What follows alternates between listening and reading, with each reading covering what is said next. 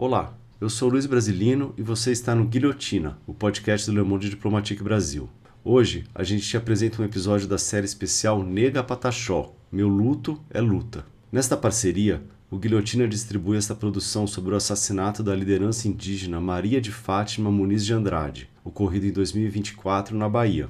São 4 episódios semanais e a gente agradece a sua audiência. Bom podcast.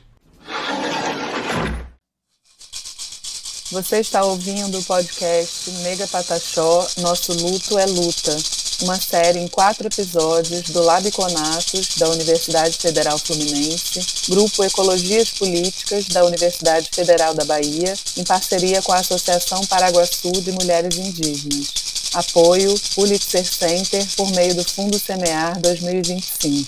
Essa série é feita em parceria com a produtora Rádio Tertúlia e com a distribuição do Guilhotina, o podcast do Le Monde Diplomatique Brasil. Licença,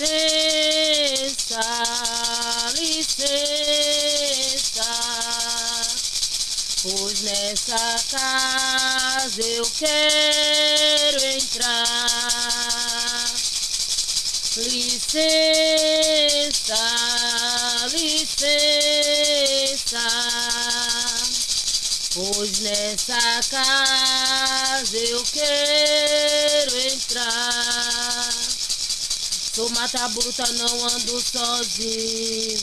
Eu vim aqui foi pra guerrear. Pisar no chão, guerreira. Pisar no chão devagar. Olha aí, gente, eu vim foi aldear.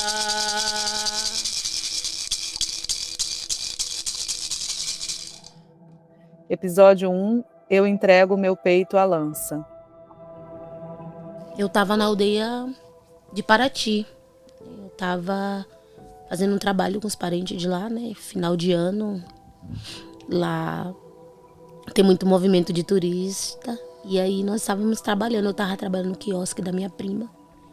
Mas nesse dia eu estava na loja de artesanato com a minha filha. E aí eu recebi uma ligação da minha irmã, Manuela me ligou, me perguntando se eu estava sabendo de alguma coisa e eu, lógico, não sabia de nada.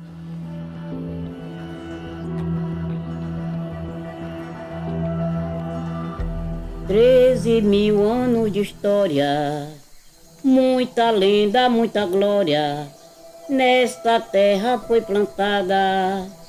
Chegaram as embarcações, trazendo santos ladrões, nos tomaram de emboscada. Trouxeram histórias bonitas, até um Deus ofertaram, outra alma, outra crença, um punhado de doença, e as nossas terras roubaram. E ela falou pra mim, vai orando aí que tio Nai e tia Nega estavam em uma retomada e eles foram baleados. Aí eu, imediato, fiquei muito desesperada. Mas até então foram baleados, então você acredita que estava vivo ainda, né? Que poderia ser socorrido e tudo. E a Babelu, cadê Conantaí? Cadê as terras e os rios, criado por ti? Cadê as terras e os rios, criado por ti?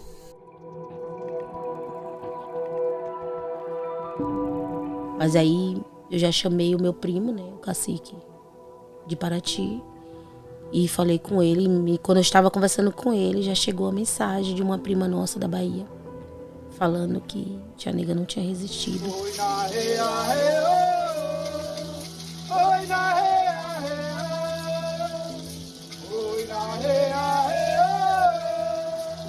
A minha tia morreu por omissão de socorro das polícias que estavam ali presentes.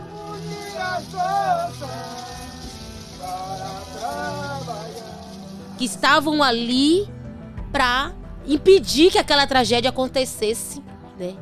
Mas eles preferiram omitir. Além de omitir que a tragédia acontecesse, omitir socorro tanto para ela quanto para meu tio, o cacique Nailton, que também é sobrevivente dessa tragédia, né? Do meu primo, o Enio, que também é sobrevivente, da minha sobrinha, do meu irmão que estava lá, dos primos e dos outros parentes, né, que estavam ali presentes, que foram covardemente que apanharam, né, bateram em muita gente saiu muito machucado dali, né? Tia Nega foi a vítima fatal, mas teve outros parentes que sofreram agressões naquele lugar. Então, assim, como que fica? E a justiça por esse povo que também foram agredido? E a justiça?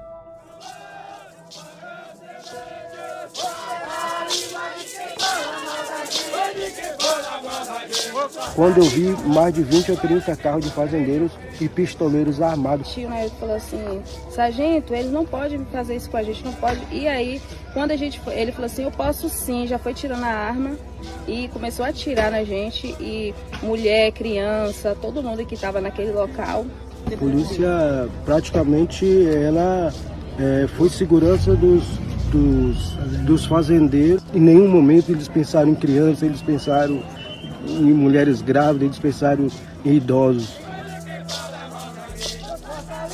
Eu falo, né, transformando a dor do luto em luta.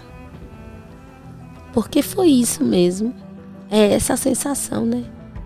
A dor do luto em luta. Porque quando estávamos no luto, a gente precisou lutar. Lutar para que ela não virasse estatística. Nós continuamos lutando justamente por isso, para não virar a estatística mais uma indígena, né? Eu tenho falado muito nesses últimos dias, nesses últimos tempos, para nós pararmos de romantizar o assassinato com ancestralidade. A ancestralizou. A minha tia foi assassinada. Sabe, tia Nega cantava assim, tinha dias que ela amanhecia inspirada e cantava e mandava áudio no grupo da família cantando. Aí eu falava, ei, coisinha, hoje você tá inspirada, né? E aí ela ria, hoje eu amanheci pra cantar. Eu sou Tupinambá guerreira, mas meu trabalho é pra combater. Eu entrego meu peito à lança, nossa batalha temos que vencer. Eu entrego meu peito à lança, nossa batalha temos que vencer.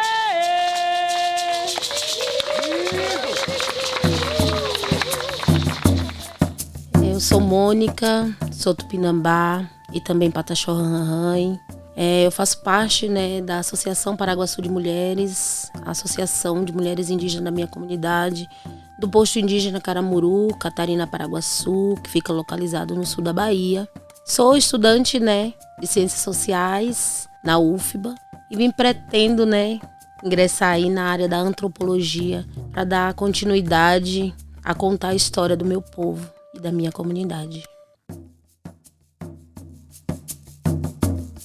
Quando eu soube do assassinato de Nega, eu estava almoçando na casa de uma amiga, com uma outra amiga minha, também antropóloga, na Glória, no Rio de Janeiro. Eu estava com o celular no silencioso quando eu peguei o aparelho para olhar as horas e de repente eu vi que tinha muitas chamadas não atendidas de Tapurumã, que é uma liderança Pataxó Ranranhã da aldeia de Paraty. Eu pedi licença e fui retornar essa ligação. Quando ele atendeu, ele estava muito nervoso e dizia: professora, mataram Nega, mataram minha madrinha. Ele disse que ela estava numa retomada e que os fazendeiros tinham atirado. Tapurumã falou que eles estavam se organizando para ir para a Bahia e iam sair uns 2 carros da aldeia de Paraty. E ele me perguntou se eu não queria ir com eles. Eu não consegui ir nesse mesmo dia. Eu fiquei muito abalada.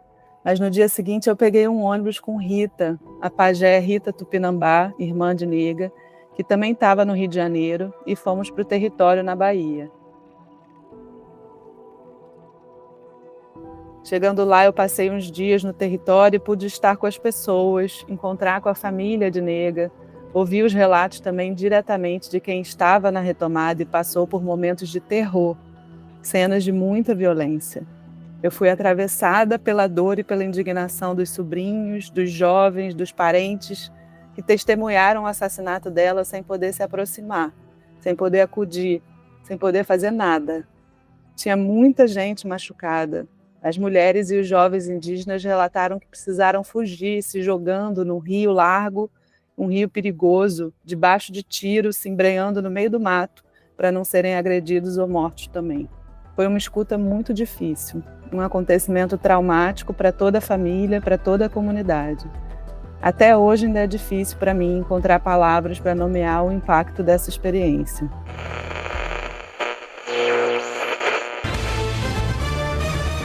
Uma comitiva liderada pela ministra dos Povos Indígenas está no sul da Bahia para acompanhar um conflito entre fazendeiros e pataxós que deixou um morto e feridos. A ministra Sônia Guajajara e a presidente da FUNAI, Joênia Wapichana, além de representar...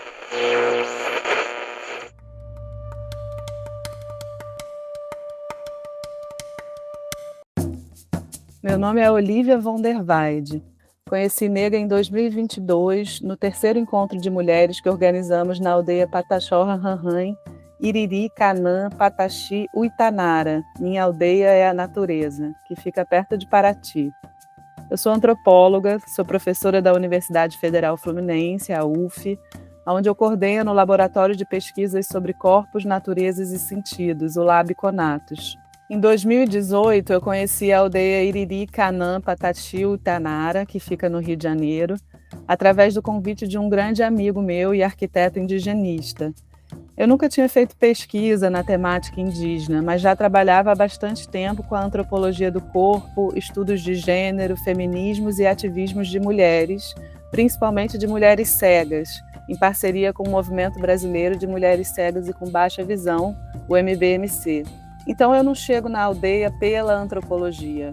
Eu chego num primeiro momento pelo caminho do afeto mesmo, da amizade. Eram outros os chamados. Foi só com o tempo e com a aproximação que eu fui percebendo que havia um desejo das mulheres indígenas ali de fortalecimento da sua liderança. E elas me convidam para construir com elas a organização dos encontros de mulheres na aldeia. Aí começo a articular um projeto junto com Bianca Arruda, antropóloga também, e uma proposta de extensão na UF com as lideranças femininas da aldeia de Paraty. Nega era uma liderança comunitária importante da aldeia mãe, que é como o pessoal de Paraty chama a sua terra de origem, a terra indígena Caramuru-Paraguaçu. Os fundadores da aldeia Pataxó Ranranhães de Paraty têm raízes étnicas tupinambá e relações de parentesco próximas com a família de Nega. Quem primeiro me falou de Nega foi Mônica Tupinambá, sobrinha dela, que abriu esse episódio. Eu conheci a Mônica lá na aldeia de Paraty, porque ela estava morando em São Paulo nessa época, e de vez em quando ela passava um tempo por lá. E quando a gente conversava, ela sempre me contava como é que era a vida no território da Bahia. Dizia que eu tinha que conhecer o pessoal de lá e a história das retomadas e da luta indígena pela terra, ouvir a memória das mais velhas, que eram lideranças muito fortes. A Mônica conversou em 2025 com a gente para esse podcast sobre o caso do assassinato de Nega, e é a voz dela que vai nos conduzir nessa série. O Tribunal Regional Federal em Brasília decidiu hoje que vai a júri popular o homem acusado de matar a indígena Pataxó Ranranhães, Maria de Fátima Muniz de Andrade, a Nega Pataxó. Na época, o acusado, que é filho de um fazendeiro, José Eugênio Fernandes Amoedo, chegou a ser preso em flagrante.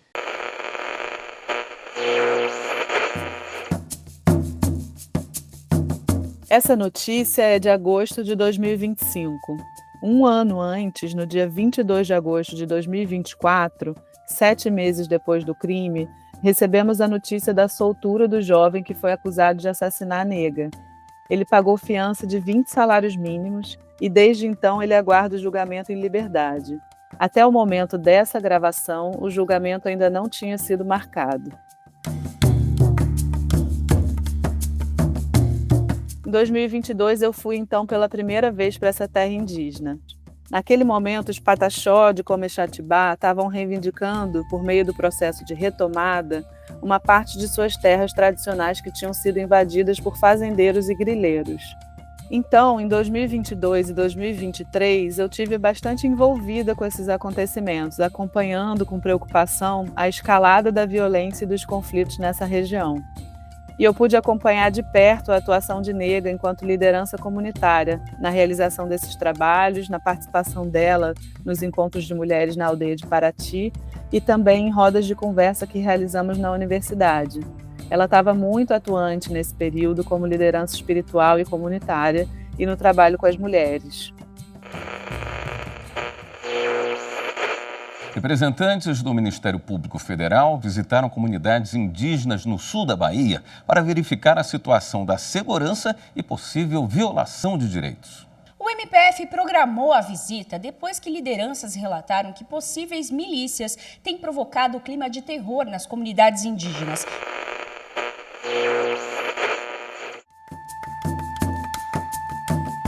O sul da Bahia é uma região com presença histórica dos povos indígenas das etnias Pataxó, Pataxó-Ranranhã e Tupinambá.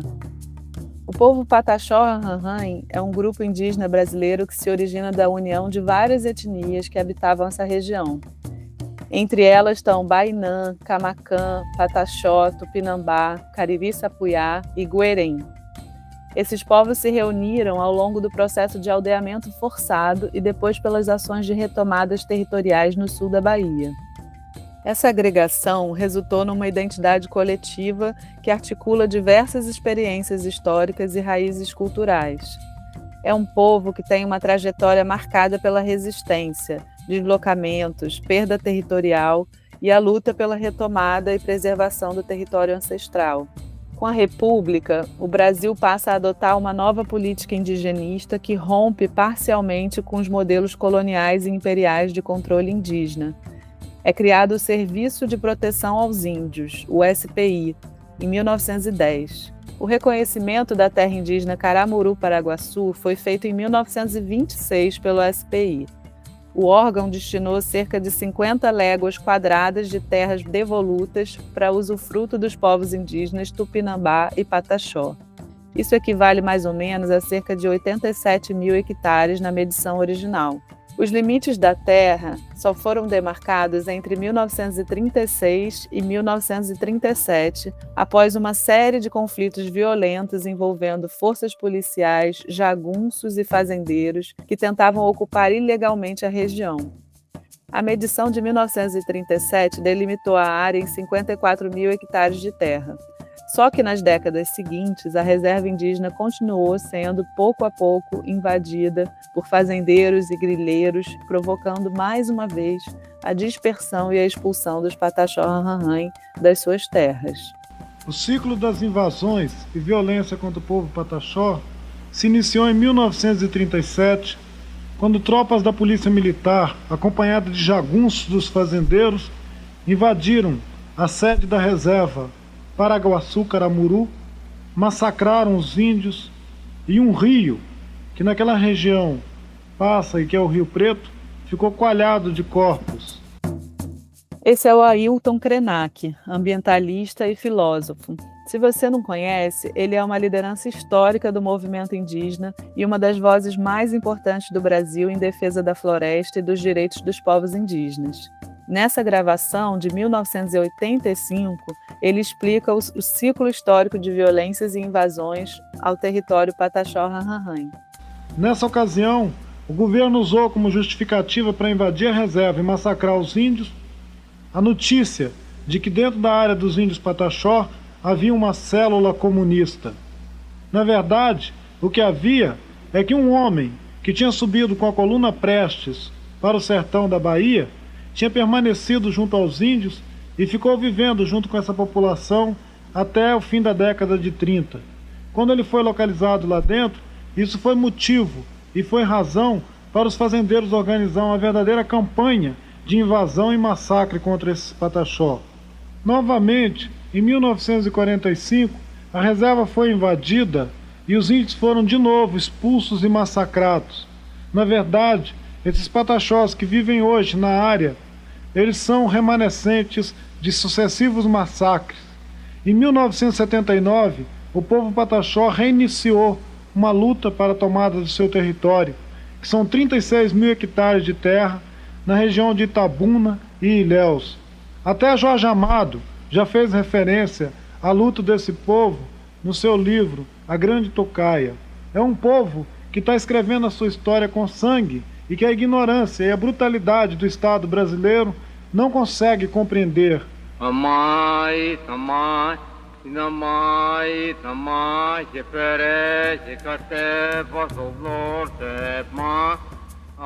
Naquele momento, em 1985, o Ailton estava noticiando o início de um longo processo de luta do povo Pataxó-Rarrãe pela recuperação dos seus territórios ancestrais. O primeiro ciclo de retomadas na terra indígena Caramuru-Paraguaçu começou em 1982. Depois houve novos ciclos nos anos de 1990 e 2000, que consolidaram a presença indígena em diferentes áreas do território.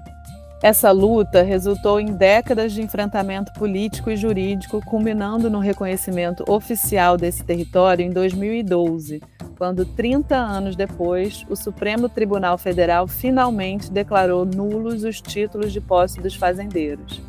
Aí se inicia um outro processo, que é o de regularização fundiária e remoção das invasões ilegítimas. Nega foi assassinada em 21 de janeiro de 2024, na retomada mais recente dos Pataxó-Rarrãe, na fazenda Inhuma, no município baiano de Potiraguá. Essa é uma das fazendas com terras dentro dos 54 mil hectares que compõem a reserva indígena Caramuru-Paraguaçu. Ou seja, a gente pode ver que mesmo após a decisão do STF, persistem os conflitos, as ameaças e as invasões das terras indígenas na região, evidenciando que a formalização não encerra o processo de violência. Fomos informados de que tinha um grande grupo na ponte de Potiraguá reunido, né? E ficamos reunidos e conversando. Daqui a pouco chegou 6 viaturas da Polícia Militar. Esse é o cacique Nailton.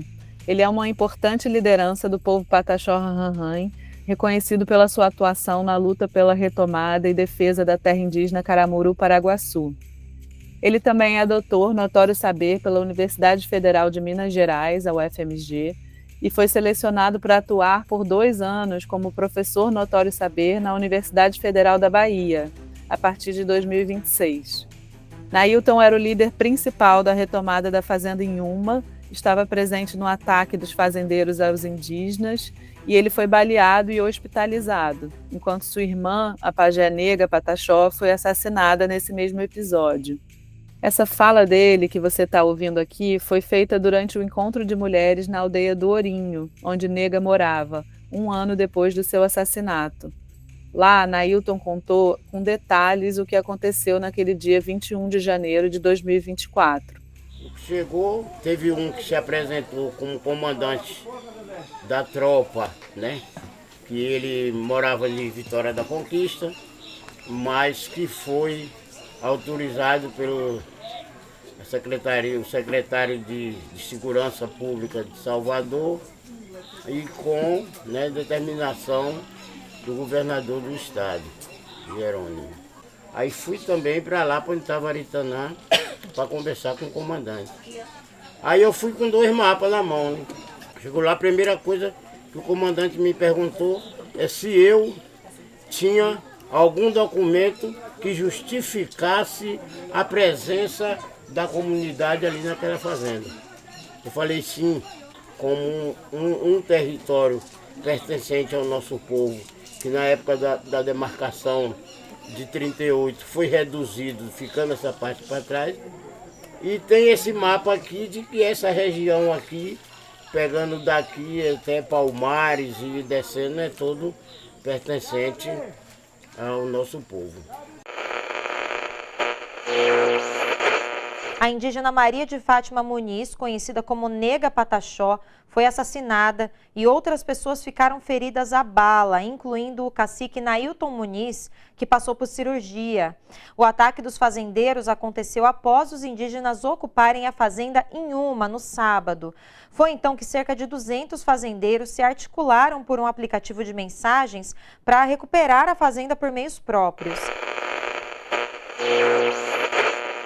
No que eu dei o mapa a ele, já ia chegando mais 3 viaturas da Polícia Militar já com Invasão Zero acompanhando atrás, junto, que praticamente a polícia escoltou o Invasão Zero até a área de conflito.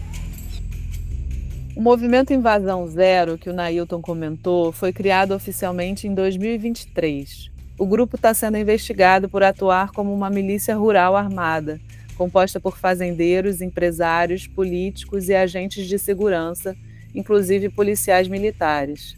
Diversas denúncias e investigações federais apontam o envolvimento do movimento Invasão Zero em ações violentas em territórios indígenas e camponeses, com uso de intimidação, força armada, despejos ilegais e ataques que assassinam lideranças, como foi o caso da Pajé Nega. Nega estava perto de mim, aí o comandante chegou com as viaturas que estavam aqui, pediu aos policiais que botassem as viaturas do lado, desocupassem essa frente, botaram tudo do lado, aí o Invasão Zero já entrou, chegou, já baleou o menino de Barra Velha, baleou o N, com um tiro do lado, atravessou, espancando já a Marinha e espancando Ideilde, espancando a mãe de Raimundo. E quando eu olhei para trás, não tinha mais ninguém, só estava eu e Nega em pé. Aí ele chegou e disse: você é o dono da fazenda, o cara com a arma na mão, você é o dono da fazenda para você estar questionando aqui que desocupe? Quem é o dono da fazenda? Vem cá para conversar comigo aqui. Aí ele já disse, aí ele já meteu a arma para cima de mim, aí Nega atravessou na frente. Aí ele já baleou Nega. Aí eu segurei Nega, que ela ia caindo, eu segurei ela. No que eu segurei ela aqui, ele me baleou aqui, a gente já virou, caímos junto.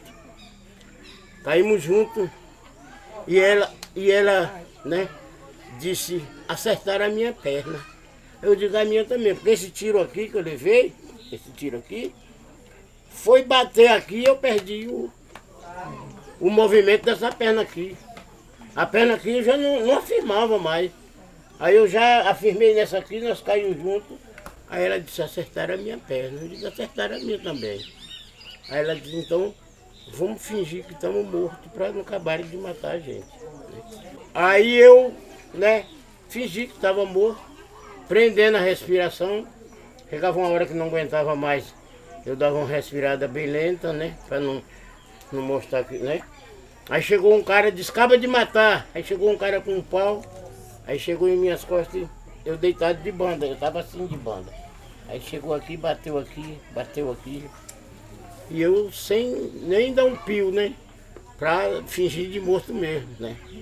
Aí um disse assim, meu irmão, aí já tá pronto aí, entendeu? Pela idade aí já tá pronto aí, né? Nega falou, eu não estou podendo mais respirar, parece que eu não vou resistir. Eu agarrei ela, não, você vai resistir, você é forte, você vai resistir. Mas aí eu já vi ela se amolecendo toda, espichando as pernas, entendeu? No meu braço aqui, desse lado aqui. Aí ficou a cabeça dela aqui no meu braço e já acabamos de chegar em Potiraguá, eu abraçado com ela, mas ela já estava morta. Mas eu venho é de terra longe, mas eu venho é para trabalhar. O meu trabalho é com Deus. Então, quando esse pessoal começa a invadir essa terra, o alvo não era ela, né? O alvo era o líder, o alvo era o cacique, o alvo era o irmão. E como uma boa protetora, ela abraçou o irmão para tentar proteger. Eu vou abraçar, não sei o que se passou na cabeça dela, se ela abraçasse, ele não ia atirar, né? Uma mulher, né? Ou se abraçar, se atirar, vai morrer os dois. Mas que ela não permitiria que matasse o irmão. Eu acredito muito nessa hora, eu acho que... E eu falo assim, ela não faria isso só por ele, ela faria isso por qualquer um de nós. Ela faria isso por qualquer um de nós. E assim, o que mais dói é que você perder uma pessoa na luta, né? Demarcação de território. ou tão importante que as pessoas saibam, né, o que é demarcação do território, o que é esse direito do indígena, né, que é reconhecido dentro da Constituição Federal, o que é o artigo 231 e 232. E por que essa Constituição e esses direitos desses povos originários não são respeitados pela nossa sociedade? O que é entender que a demarcação do seu território significa para o indígena? O que é entender que nós precisamos do nosso território para sobreviver e manter a nossa cultura, a nossa existência viva?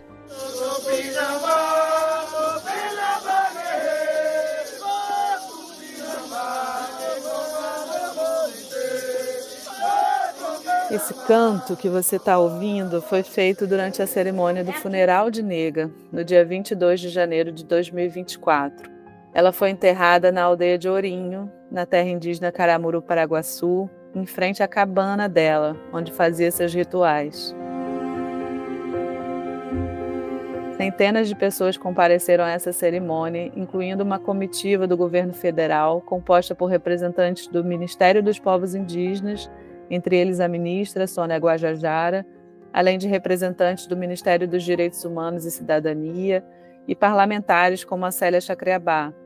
A gravidade do caso foi reconhecida por organismos internacionais, como a Comissão Interamericana de Direitos Humanos e a Organização das Nações Unidas, a ONU. Essas instituições reforçam a responsabilidade do Brasil em proteger os direitos desses povos, combater as invasões ilegais e a violência estrutural em seus territórios.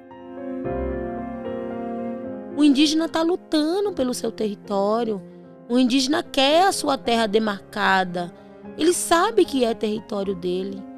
Ele sabe disso.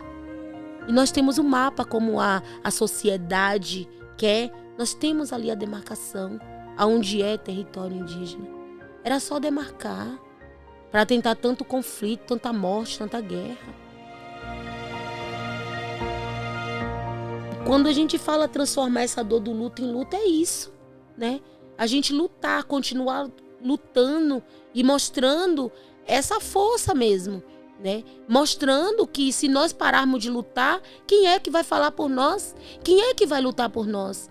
Quem é que vai mostrar para eles que Maria de Fátima Muniz de Andrade, a nega, era uma mulher de luta e de resistência, uma mãe que deixou seus filhos, uma avó que deixou seus netos, uma irmã que cuidava de todos, uma tia que cuidava de todos. Eu sou Tupinambá guerreira, mas meu trabalho é pra combater.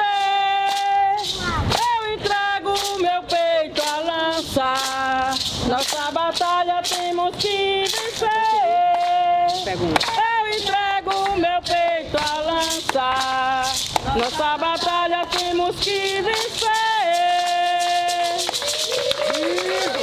No próximo episódio do podcast Nega Pataxó, Nosso Luto é Luta, você vai ouvir sobre a força da linhagem feminina de Nega e o histórico da luta pela terra, com ênfase na participação das mulheres. E vai conhecer um pouco de quem foi Nega na percepção dessas mulheres. Se você gostou desse primeiro episódio, manda o link para quem você sabe que vai gostar de ouvir também. Espalha nos grupos de WhatsApp, publica nas suas redes sociais, porque assim você também ajuda a ecoar a busca por justiça para Nega e tantos outros indígenas que foram assassinados em crimes que ficaram impunes.